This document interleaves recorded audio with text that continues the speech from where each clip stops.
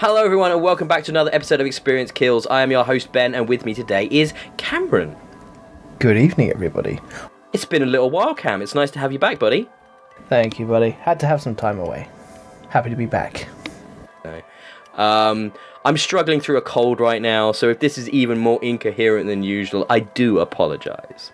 But we are here to talk about this year's instalment of one of the longest running, if not the longest running, I'd have to look that up, sports franchises in existence, in video game form, FIFA.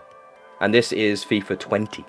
And I am not going to pretend to be an expert of football. I dabble, I watch the World Cup, I follow a little bit the teams, the Premier League, that sort of stuff. I loved it a lot as a kid, but I really fell out of it when I got older. And I'm not also going to pretend to be an expert of the FIFA video games. I play them every year, I usually look at the new stuff, and that's exactly what I'm here to do today with you, Cameron, which is get into kind of what is setting FIFA 20 apart from its predecessors. But before I touch on that, I also delved quite deeply into the Ultimate Team this year, after really enjoying it last year.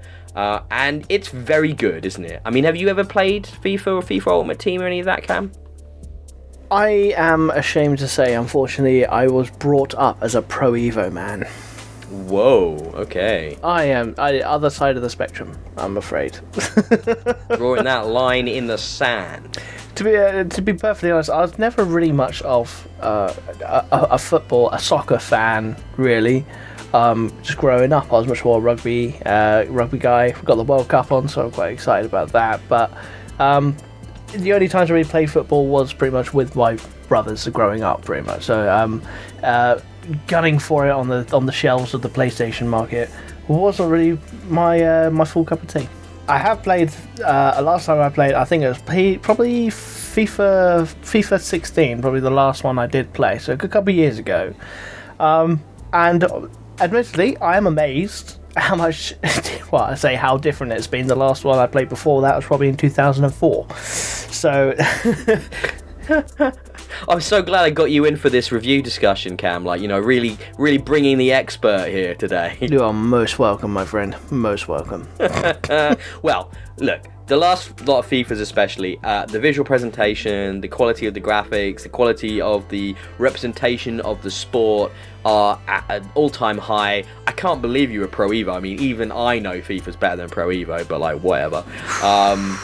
Ultimate Team is a fantastic way of combining this sort of trading card mechanics with building your dream football team and then competing with either your friends online or in single player. And once again, it's excellent, it's brilliant. There's loads of features in there this year, doubling down on things like the support cards and the stat cards, giving you the widest roster of football players you could ever imagine. So if you're into that kind of thing, you're going to totally enjoy Ultimate Team. It's really, really good fun. But let's talk about the new thing, which is Volta Football.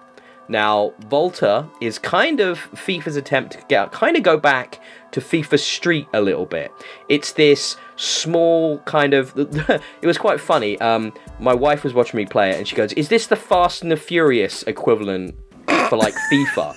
And it kind of is. It's this urban kind of culture, street football, all about tricks, showing off either in 3v3, 4v4, 5v5 matches, which have these usually enclosed arenas, so you can do things like kicking the balls into the fences and the walls around there, the pitch to cause deflections, and even set up your own shot and things like that on goal, and to be flashy, and it's quick, it's intense, it's exciting, and it's actually a really fun kind of arcade pick up and play take on the FIFA game. And that was very welcome to me. And it's also where this year EA has put the story mode of FIFA, so it's within this Volta kind of envelope, and you have this typically overwrought rags to riches, betrayals, and intense emotions all around a game of really quite ridiculous football.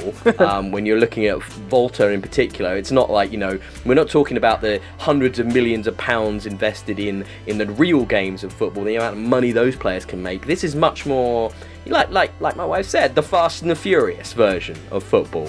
I think that's a really fun and apt comparison. I personally love Fast and the Furious, but it is very silly. You have a full customization suite, so you can completely create your avatar, and you can be male or female as well, and then you can completely create and customize the team you have that you can field in these 3v3, 4v4 and 5v5 matches. And they bring in a couple of elements of Ultimate Team because they actually kind of reflect the different kind of compatibilities and relationships between the different players on the pitch. It's not all about necessarily having the highest abilities and the highest stats. It's about how well your players will play together in the team to actually get the best sort of chemistry and the best sort of ability to link together those kind of more wildish tricks and shots that you might have in these very, very quick matches.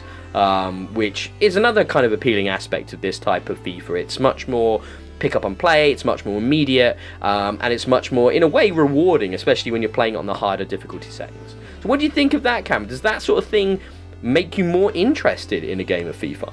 Well, yeah, actually, it kind of does, actually. I mean, general change from just, was it 10 aside, 11 aside, Like, including do you the not even goalie? know how many players there are on a team? That was amazing. Oh my god! It's 11 including the goalie, isn't it? Yeah. Yes. So You've got to include the 5v5. goalie, strangely enough, yes. He's part of the team. Yeah, he's interchangeable. It's fine. You hear your football brain just ticking right there. No, I mean, I always personally, when I did play when I was younger, I preferred having like the indoor kind of 5-a-side games. I had more fun doing that as a kid. In my teens, compared to like a huge pitch to run down. It could be that I was just an unhealthy fat kid that it just less room to run around in. That could have been the main reason I liked it more. But it felt like it was a tighter team though when you had 5-a-side. Yeah. It wasn't so like, okay, who's way off in the distance I can punt this to. No, it's quite tight knit, a bit more tactical, kind of doing a 5-a-side game more than a big 11-11 game on a big pitch. I agree with some of that. I'm not sure if I'd say it was more tactical. I mean, it definitely, Volta definitely conveys that.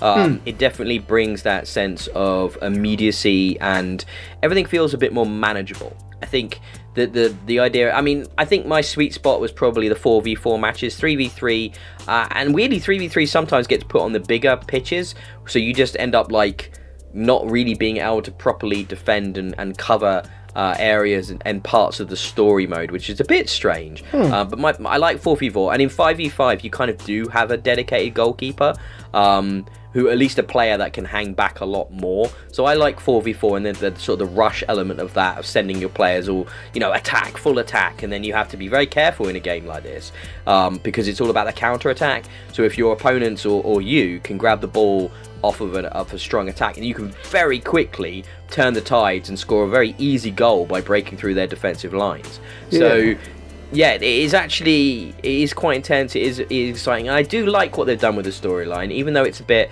like I said, silly, because they've got away from the I think it was the journey storyline modes of the last few years, all around this particular character as he progressed into the Premier League and then out into Europe, and then they actually broadened it out into multiple characters last year, but all kind of connected to him. This one you can play as either a male or female, which I already mentioned. I played as a girl because I thought I want to see how that is reflected in this story, because they actually did a really good job of that with the female character last year in the story mode, and they've continued to really represent that as well, very well here, because in Volta it's not a case of only girls versus girls. The sides are mixed. It almost doesn't matter, and I think that's progressive, and I think that's cool that EA is doing that. I'm not sure it's going to win over everybody. I think it's kind of exciting and fun, and really shows that girls can definitely play on the same level as the guys in football, and that is reflected in reality as well now, as we're seeing more and more success of the female leagues and the female international competitions. I've noticed there's a lot less rolling around on the ground holding your ankle in the females league. That's true. Yeah, there really is, isn't there? Yeah. Yeah, it's one of the things I hate about modern football. I really hate that. But I mean, I'm not going to go into everything you'd expect from a FIFA game is there. You've got the full GM modes, you've got all the my player modes, you've got the multiplayer suites, you've got the fully featured ultimate team with everything you'd expect. You've got syncing your favorite squad. You've got the ability to play the matches that have just happened that night to see what how you can change the outcomes. There's leagues, there's tournaments, there's international sides, there's accurate representations of just about every football bloody team you can imagine. Though probably not enough for some people, but I certainly feel like there's enough. I think it's a really good iteration. I think Volta is fun and it's different, and it takes it in a few different directions. There's been some weird technical problems I've noticed with Volta specifically, which in the story mode you kind of have a gang of guys, which are kind of like your specifically designed characters that kind of they're in the story and they're voiced, and you get to play with them on the pitch. And one of those characters, weirdly, whenever I'd have a match, because your matches, they kind of put you up against an opposing team, which is almost randomly generated, but that randomly generated team would often include that player who I'd been involved with the story on, who was also on my team at the same time. So I'd be playing with two of the same character model on the pitch at once. And because they don't wear team shirts in Volta, they just wear whatever you want them to wear, it was kind of confusing as to who I should kick the ball to. You're kicking it to the wrong person. Yeah, you can totally do that. A very strange bug. I'm hoping it's been fixed or will be fixed very, very soon. At the time of recording this, the full release of the game isn't actually out until this coming week, this Friday, though the game has been available in early access and in various other kind of fancy versions of the game for quite a while now. So it is the final release, but I do hope they get it sorted out, because bugs like that really do pull you out of the immersion of the whole experience. It's not something I've ever seen as a problem in FIFA before. Something weird was going on.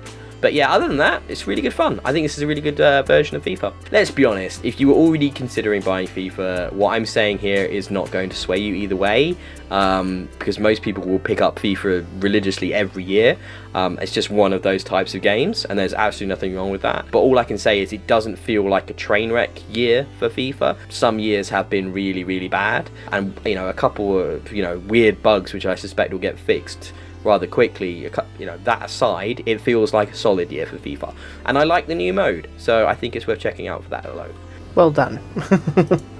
That's my thoughts on FIFA 20 by EA, in case you didn't already know, but that would be weird if you didn't know that. We've been Experience Kills. You can find me at DIYE on Twitter. You can find us in general at Experience Kills on Twitter. I believe you can find Cameron at Camelot on Twitter. Is that right? You are correct. Absolutely. Brilliant.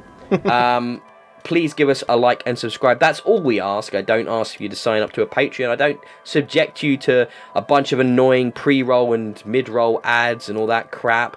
No ads on our YouTube page. You can also find us on iTunes, on Spotify, and anywhere a good podcast can be found. So until next time, I say goodbye. Bye-bye.